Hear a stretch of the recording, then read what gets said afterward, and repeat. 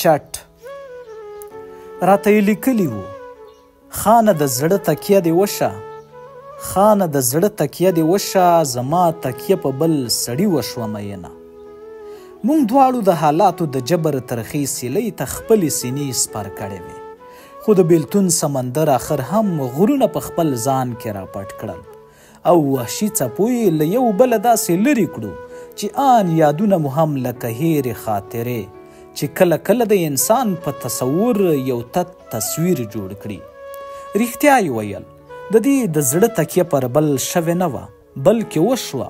او داسې وشوه چې بیرته راګرځېدل یې یوازې تش خیال و خو میسج مې باید بې ځوابه نه وی پرېښې ورته ومې لیکل ستړې وې د ژوند له حسرتونو پر خوا پرېوتې راغلې لکه پرخه مې د زړه پر ګلاب پرېوتې لاړې د رواج سیلۍ له ځانه سره واخیستې خدای د پښتنې د کوم دوزخ پر تناب پرېوتې د ژړا له سټیکر سره جوختې پیغام راغی هو زه ستا د زړه پر ګلاب لکه پرخه پرېوتم خو تا د دغه ګلاب پاڼې همغسې خلاصې پرېښودې نو ځکه زه هم د وخت سوځنده لمر داسې یوړم چې اوس نه د ځان یم او نه په ځان زه له تا او بخ دواړو ګیله نه لرم ښایي تقدیر به زما کرښې همداسې کښلې وې اوس یوازې یو ډېر سخت امتحان راته پاتې او هغه هم ستا د هیرولو امتحان خو نه پوهیږم چې ولې کم نشو دا د مینې سمندر په تشېدو چې څومره هیرېدې هومره په زړه راورېدې بیا یې لیکلي وو پوهیږم چې موږ دواړه د یو بل وجود کې د هندوانو تر اوتار ور رسېدلي وو خو بیا هم ستا ویشنو ستا لپاره نه وه زما شاعره یاد دې د اذیت جامې اغوستي او هره شپه مې د تن غوښې وریشي زه د ژوند په هغې دوراهۍ ولاړ یم چې یو لوری سیند او بل لوری خوړونکي ځناور ولاړ دي خو باور لرم چې که سیند ته د انګم سیند مې نه وړي بخت د موزي دی بیا مې غاړې ته راوړي خبرو کې لوی درد پروت خو زما د هیرولو کیسه لکه په کومه عالي تابلو راښکل شوې اضافي کرښه چې هیڅ ورسره نه جوړیږي نه مې غوښتل چې یا یې له حافظې ووځم او یا مې له حافظې ووځي د خپل مات شوي غرور کودرې مې یو ځای کړل ورته ومې لیکل یو زخم د بېدمه بې درمله را سره وي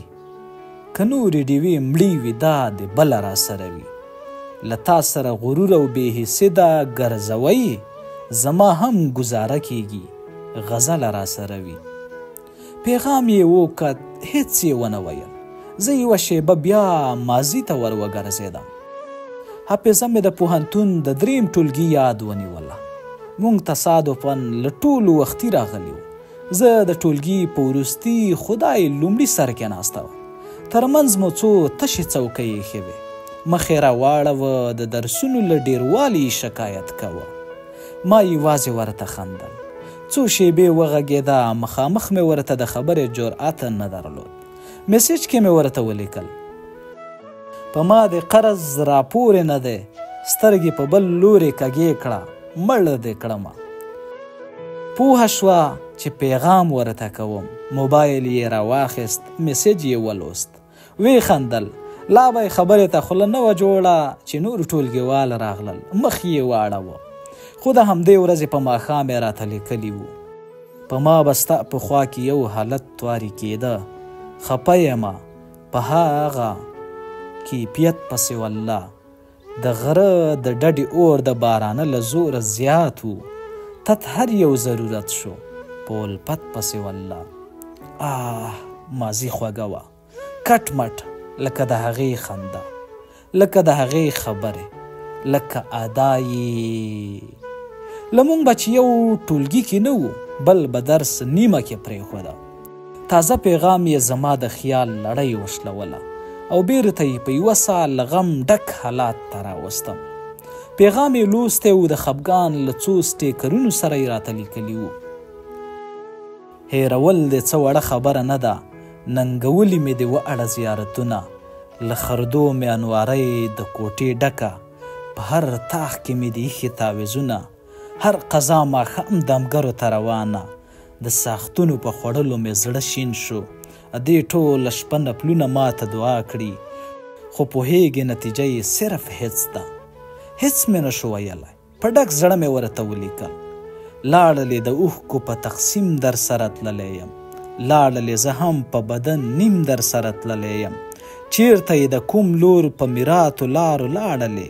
چیرته یې څه لنډ وخته په زیاتو لارو لاړلې چیرته یې چې ریګ درته جارو له خپل وجود شمه چیرته یې راوګرځه چې سترګو ته دې دود شمه